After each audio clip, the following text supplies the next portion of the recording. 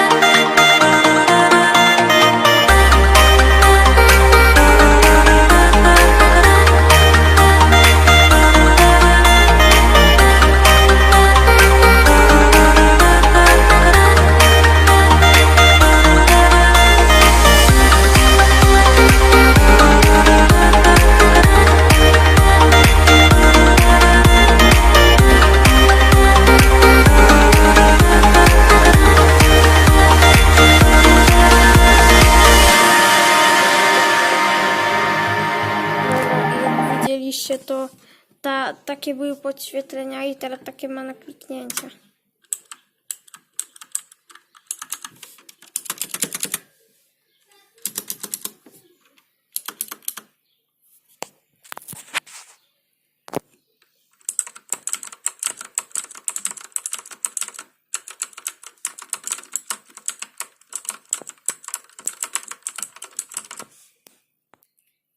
No i nara, myślę, że się podobało i było fajnie, no to nara.